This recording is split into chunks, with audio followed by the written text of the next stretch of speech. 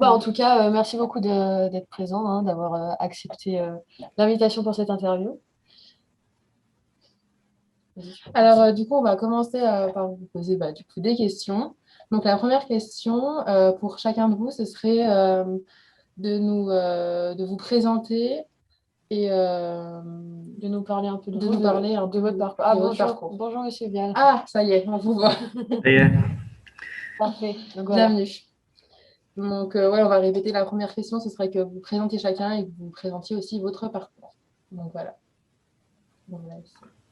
Bon, je me Vas-y, lance. David. Allez. David Vial, architecte associé à l'agence Supermix à Lyon, une agence qui a une dizaine de personnes, donc trois associés et essentiellement des collaborateurs architectes. Et on travaille à la fois sur des projets de construction neuve, de réhabilitation, avec des sujets qui sont très divers et variés.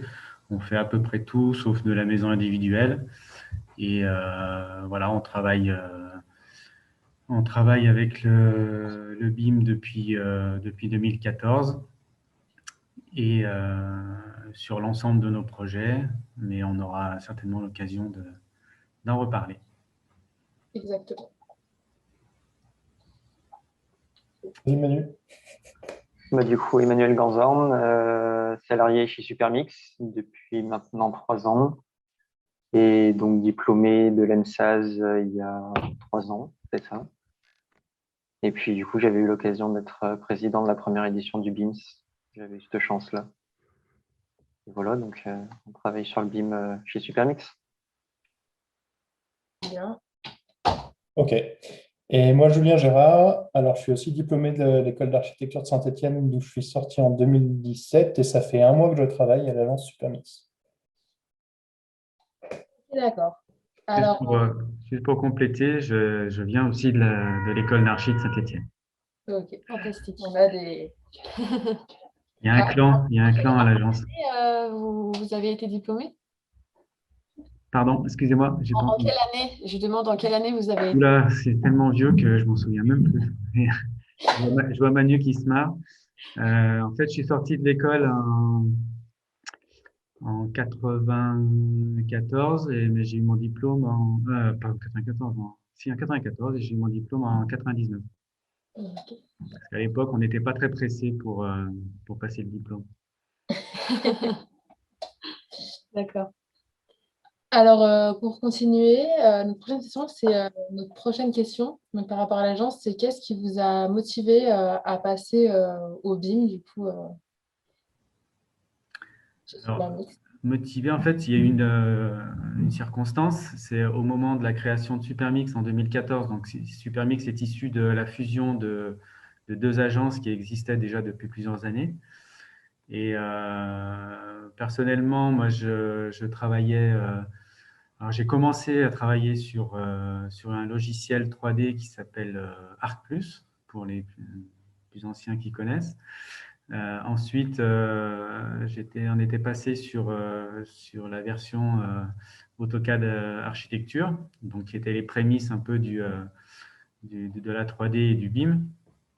Et au moment de la création de Supermix, donc, il a fallu qu'on homogénéise les outils entre les deux agences. Et c'est à ce moment-là on commençait à parler du BIM et que ça nous paraissait intéressant de prendre le train de cette démarche-là. Et c'est de là qu'on a choisi euh, déjà le logiciel, Revit en l'occurrence, qui nous a permis de démarrer une activité et tous les nouveaux projets sur ce logiciel-là. Donc ça a été à la fois une volonté parce qu'on se doutait que dans les années à venir, ça allait se développer. Et c'était aussi l'opportunité voilà, de la création de Supermix pour démarrer sur cette démarche-là. Et est-ce que ça a été compliqué de passer au BIM? Est-ce qu'il a fallu motiver les gens? Est-ce qu'il a fallu passer des formations particulières au sein de l'agence? Alors, c'était compliqué, non, parce que Parce que les gens qui étaient à l'agence à ce moment-là étaient plutôt ouverts et motivés, donc ça c'était intéressant. Ce qui a été compliqué, c'est de mener de front au départ les deux logiciels AutoCAD et Revit, puisque tous les projets qui avaient été initiés sur AutoCAD, c'était compliqué de les passer sur Revit. Alors on en a passé certains qui étaient en phase avant-projet pour lesquels c'était possible. Mais non, ça n'a pas été très difficile. La difficulté, ça a été de trouver des méthodes communes déjà pour travailler sur le logiciel, puisque quand on a démarré vraiment en 2014, on n'avait pas de gabarit, on n'avait pas de méthode, on n'avait pas de charte. Donc ça a été un peu la découverte. Mais on a rapidement quand même été conscient de l'intérêt de cette démarche-là. Bien qu'au départ, la démarche collaborative n'était pas encore très développée, mais déjà, le fait de travailler en 3D, c'était quand même quelque chose d'assez qui apportait pas mal de choses à la conception. Et puis ensuite, on a eu différentes étapes. On a travaillé sur un premier gabarit en 2017. Et ensuite, on en a refait un. Donc l'année dernière, on a travaillé pendant plus d'un an pour mettre en place à la fois une charte et un gabarit, mais là qui était vraiment orienté sur la modélisation, mais aussi sur les échanges de données et sur le collaboratif proprement dit. Ok, d'accord. D'accord. Donc, pour parler un peu plus généralement à tous les trois, comment est-ce que concrètement vous utilisez le système du BIMS au sein de l'agence Du BIM. du BIM? Je vais laisser parler mes petits camarades parce que je sens qu'ils en ont envie. Ouais. Manu, je veux bien te laisser commencer parce que moi, j'ai qu'un mois d'expérience par rapport à ça. Le BIM à l'agence, il y a deux domaines. Il y a le BIM dans l'agence et il y a le BIM à l'extérieur de l'agence. Dans l'agence, c'est ce que vient de dire David. Il y a pas mal d'outils qui sont mis en place pour collaborer entre nous, que les projets soient fluides quand il y a des passations ou quand on est plusieurs à bosser dessus.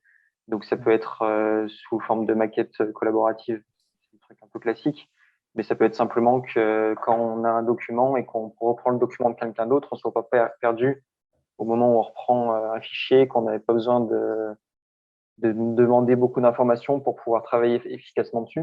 Alors ça fonctionne évidemment sur les logiciels comme Revit ou des choses comme ça, mais c'est aussi valable sur de la mise en page, sur la création d'images, etc. Puis après, il y a le travail qu'on fait avec des collaborateurs qui sont extérieurs. Là, il y a plusieurs façons de travailler en fonction des collaborateurs. Il y a des personnes qui sont plus sensibilisées à la démarche BIM et avec lesquelles il faut s'organiser sur comment on va échanger les informations, sous quelle forme, qui centralise, qui fait les synthèses, etc. Et puis après, il y a l'information qu'on apporte, nous, à des collaborateurs qui utiliseraient moins la démarche BIM. Et à ce moment-là, c'est vrai que le fait d'avoir une facilité à emmagasiner les informations permet d'apporter au projet en efficacité et avoir une vision globale des choses, en fait. Donc, on peut dire que les outils, ça facilite quand même beaucoup, beaucoup Ça les...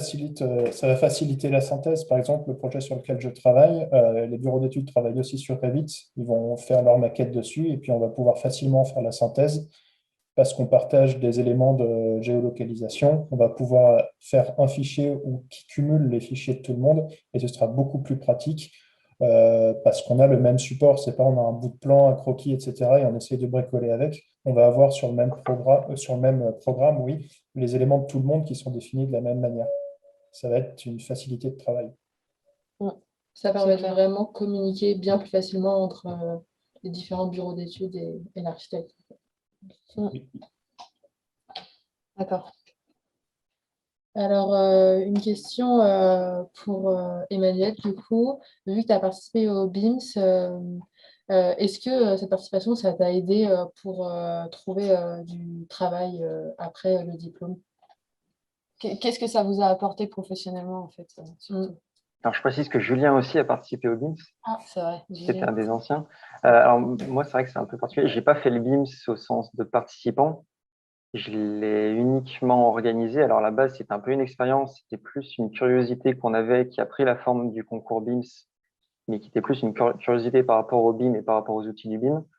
Mais dans le travail, je pense que le fait de se pencher sur la question du BIM à l'école et d'organiser ce BIMS, en fait, ça a déjà mis un doigt sur l'importance de collaborer, de communiquer efficacement, parce qu'on s'est retrouvé à devoir échanger avec par exemple, je sais plus, la première édition, il devait y avoir 4 ou 5 écoles, par exemple, donc il fallait échanger avec des personnes qui venaient d'horizons complètement différents, qui n'avaient pas les mêmes façons de travailler, qui n'avaient pas les mêmes logiciels, qui n'avaient pas les mêmes objectifs non plus. Et déjà, cette expérience, quand j'étais à l'école, ça a permis de se rendre compte qu'en tant que dans nos positions d'architecte, il y a cette importance de communiquer efficacement et de savoir ne pas perdre de l'information, en fait, et d'accorder tout le monde. Et je pense que c'est ça qui a été le plus important dans cette expérience du BIM, c'est qu'ensuite, dans l'exercice professionnel, cette importance de communication et d'échange, elle reste toujours aussi importante parce qu'on n'est jamais seul. L'architecte, il est jamais seul. Et le BIM, s'il était bien pour ça, il est toujours bien pour ça, c'est qu'on se retrouve avec d'autres personnes qui ont d'autres objectifs et du coup, il faut qu'on s'accorde tous ensemble. Après, voilà, Julien, tu étais participant, tu auras peut-être un regard un peu Je te différent. rejoins un peu sur ce que tu as dit, parce que ouais, justement, moi j'étais de l'autre côté, j'étais participant, et c'était la première édition, et j'étais dans une équipe avec des gens qui ne travaillaient pas sur Revit. Déjà, je crois que j'étais le seul à bosser sur Revit, et je ne le maîtrisais pas encore très bien. Et je pense que ce que ça m'a apporté, c'est le fait de garder toujours à l'esprit qu'est-ce qu'on produit. Alors, c'est vrai que c'est important d'avoir une maquette où il y a des éléments qui sont définis et compréhensibles par tout le monde, mais c'est quand même au service du projet et à la fin, faut pas perdre de vue ce qu'on va rendre et quels éléments graphiques on va faire. Et c'est vrai que le piège, ça peut être, je trouve, de passer trop de temps sur le paramétrage et la définition des éléments en oubliant parfois que on a un rendu à la fin et qu'il faut présenter quelque chose qui soit lisible. Parce que les gens à qui on va le présenter, ils s'en fichent un peu de tout le paramétrage qu'on va mettre dedans. Et même s'il est important pour la méthode de travail, je trouve qu'il ne faut pas perdre cet objectif-là de vue. Et nous, c'est plutôt ce qu'on a fait. On était vraiment dans la philosophie Revit à essayer de tout paramétrer, mais il y avait quand même un délai où il fallait rendre. Et on a été un peu dedans pour la fin. Voilà.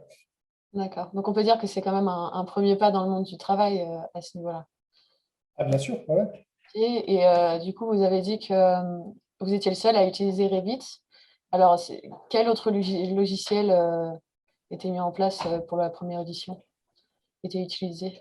Nous, on avait bossé sur SketchUp aussi, parce qu'on avait une forme un peu chelou en toiture. Donc, on avait profité de ça, du fait qu'on puisse importer des volumes qui étaient définis plus facilement sur SketchUp dans Revit. Donc, il y a une traduction des éléments entre logiciels qui était agréable.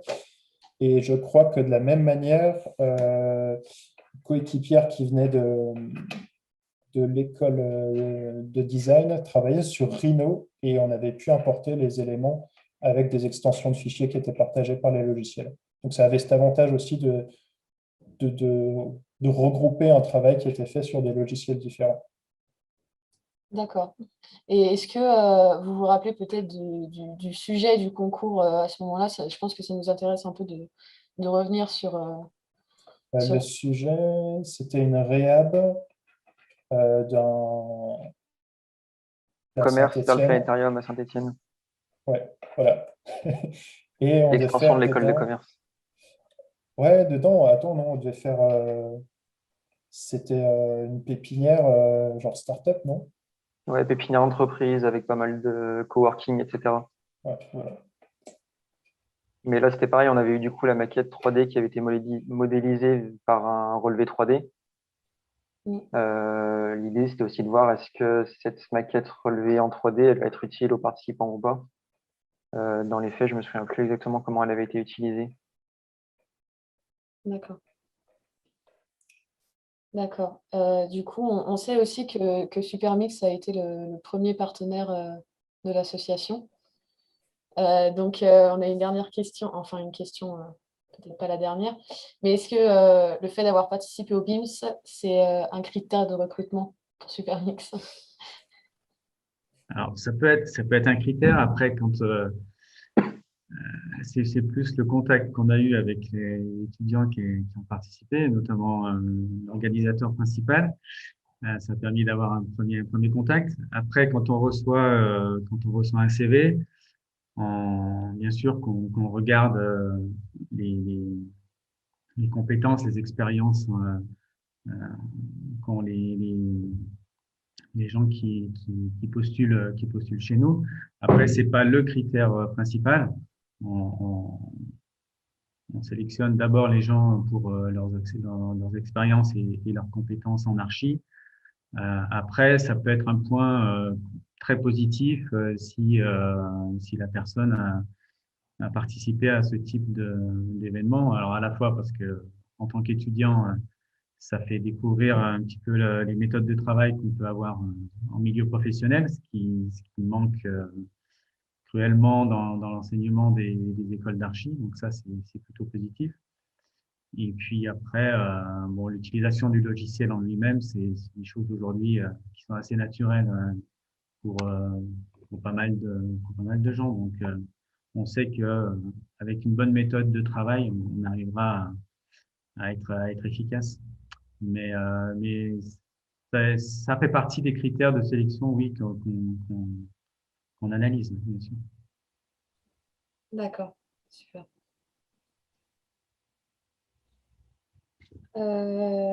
Ensuite,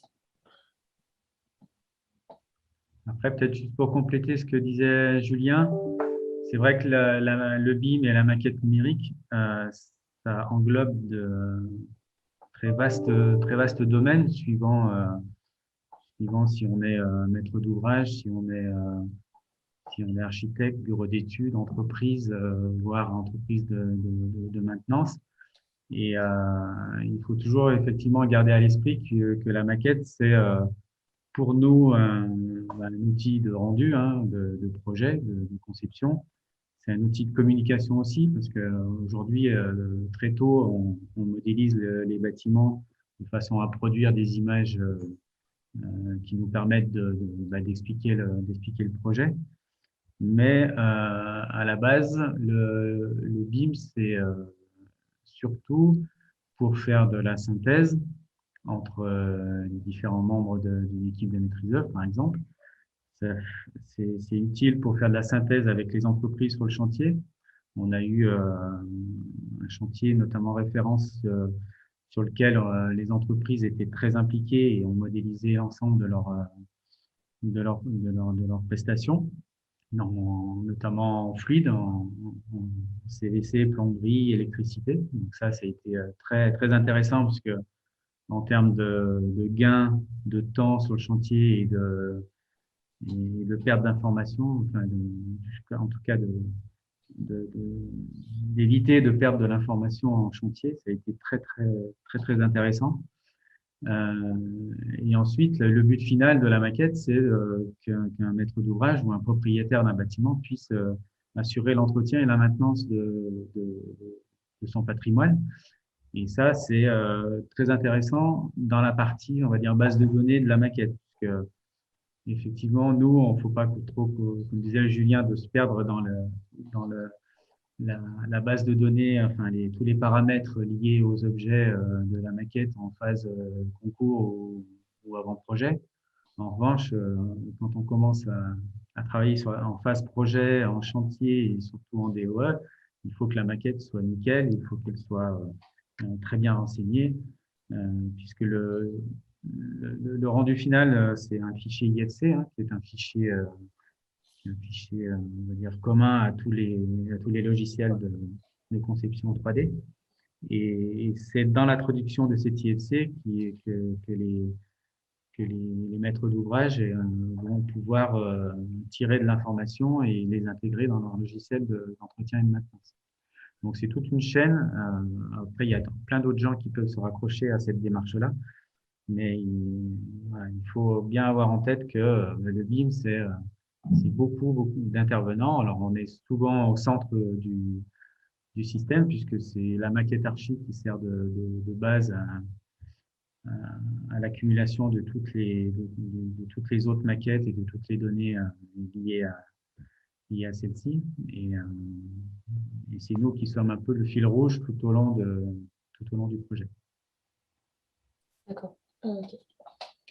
Du coup, on a une autre question plus par rapport aux conditions actuelles, vu que est-ce que du coup, vous devez sûrement travailler en distanciel, enfin, c'est une supposition. Est-ce que le BIMS, enfin le travail en BIM, pardon, ça a évolué avec du coup les conditions actuelles, enfin, quelles sont un peu les choses qui changent? Ou est-ce que c'est un avantage aussi? C'est vrai que... Alors, est-ce que le BIM est un avantage pour le télétravail ou est-ce que le télétravail peut se faire grâce au BIM? C'est ça la question. Euh, En fait, aujourd'hui, on a des outils collaboratifs qui sont efficaces. Après, c'est pas neutre dans l'utilisation parce que déjà, c'est des outils qui coûtent cher et c'est des licences qui sont associées à chaque machine. Mais par contre, en termes d'usage, c'est assez efficace. Donc ça, pour le coup, on peut mettre en place ces systèmes-là tout en étant chacun en télétravail. Mais l'efficacité quand même du travail en présence, c'est quand même beaucoup mieux en termes d'accès au réseau, au serveur et au partage de la maquette. Aujourd'hui, si on veut travailler en distanciel, il faut avoir une bonne connexion Internet, il faut avoir un bon serveur, il faut avoir les bons outils. Et aujourd'hui, chacun qui est en télétravail bosse sur un fichier en local et le sauvegarde sur le serveur assez régulièrement. Ok, d'accord. Je ne sais pas ce que vous en pensez, Julien et Manu. Euh, c'est vrai moi j'ai la même utilisation d'outils. C'est vrai que je ne peux pas le stocker sur le serveur, mais je trouve qu'en étant en distanciel, on a moins de réactivité par rapport aux petits problèmes parce je trouve qu'il y a une inertie pour faire des demandes, etc. Alors que quand on est tous dans la même agence, ça va plus vite pour avoir des réponses et on est plus réactif.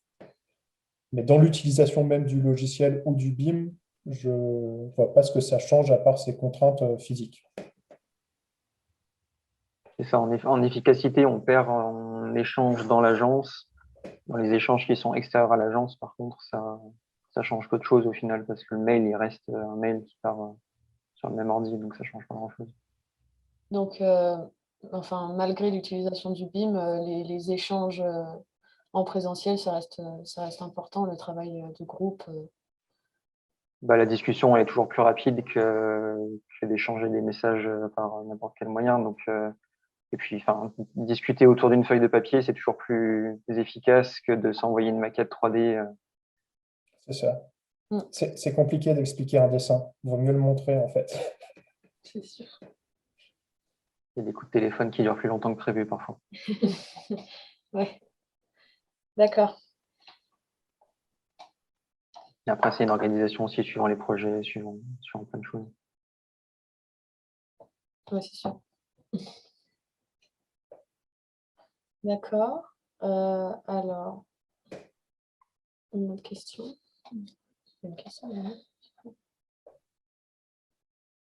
Alors, on a une question sur le live YouTube. Alors, faut juste qu'on la comprenne. C'est Lionel Ray qui nous parle de la verrière de Saint-Étienne. Si vous avez... Là, c'était le sujet du premier. Enfin, je pense que c'est ça qui veut dire. C'était le sujet du premier concours. C'était une halle avec une immense verrière au centre. Et aujourd'hui, le projet a été réalisé. Quel est C'est votre ça. regard par rapport à ce projet? Je ne sais pas. Mais alors, il nous dit que le projet a été réalisé. Donc c'est quand même... On peut le voir où? Honnêtement, Pardon? On peut le voir où? On peut le voir où, Lionel? Très honnêtement, je ne l'ai pas visité, D'accord. donc difficile d'avoir un avis dessus. Après, c'était un sujet qui était hyper intéressant. C'est vrai que c'était une enveloppe existante avec une typologie un peu particulière et puis avec des choses un peu particulières, des ferrures, des choses comme ça. Donc, de base, c'était un sujet qui était, pour que ce soit un concours ou pour n'importe quelle archi, c'est des choses qui sont quand même très stimulantes, on va dire. Après, j'avoue que j'ai pas du tout vu le projet qui est sorti. Donc, Bah, si ça aboutit, c'est quand même pas mal. bah, il y avait du potentiel quand même en termes Ouais. d'espace. C'était quand même Qui est plutôt l'archi qui a plaisant. fait le nouveau projet? Une bonne question. Bonne question. On va demander à Lionel. Là-bas. Appel à un ami. Je ne saurais pas dire. Ouais, moi non plus. Ok. Bah, j'irai le visiter la prochaine fois que je passe sur santé. Voilà. C'est quand même pas mal. Puis de se dire que l'association a évolué et est toujours présente dans l'école aussi, c'est plutôt une réussite. Bah oui, c'est ce qu'on disait, c'est que ce qui à la base était plutôt une expérience et un truc un peu monté comme ça pour voir ce que ça donnerait, et bah, finalement ça a pris une tournure qui est encore plus intéressante parce que ça se renouvelle, ça trouve de nouveaux partenaires et c'est super bien que l'association elle continue à faire vivre le truc, quoi. Ouais, c'est sûr. Quel est le sujet cette année? Le sujet cette année, donc le thème c'est sur le passif, la construction passive, et le sujet c'est un pôle socioculturel sur un site de Saint-Étienne. Et donc il y a une partie sur le site, il y a une réhabilitation possible. Donc voilà, C'est au Crêt de Roc. c'est au Crêt de Roc, Ok. Saint-Étienne. Voilà. Et du coup là vous avez beaucoup d'équipes. On a 4 équipes sur place, donc des écoles stéphanoises et les alentours, et une équipe à Rennes qui donc concentre les architectes de Rennes, donc de l'école d'architecture, et les étudiants de l'INSA aussi. Ok. Et Donc c'est le télétravail en concours, c'est bien. On essaie de faire au mieux, oui. c'est marrant parce que ça existait avant le Covid, cette participation à distance. Je ne suis pas sûre. Non. Non, c'était vraiment tout sur place, tout à Saint-Étienne. L'année dernière, on organisait. Ok. Donc en fait, le Covid a amené des nouvelles pratiques que vous intégrez au concours pour faire participer toute la France. C'est ça. Oui, c'est devenu national, le concours. Ok. C'est international dans 2 ans, du coup. Ouais, on espère, on espère. C'est ça. Et puis pareil, l'organisation de la web radio aussi, ça ne nous serait pas venu à l'idée, je pense. Ok. Donc C'est une nouvelle forme voilà, d'organisation du concours. Faut se ça réinventer, c'est bien. faut s'adapter. Voilà. D'autres questions? Lionel ne parle plus.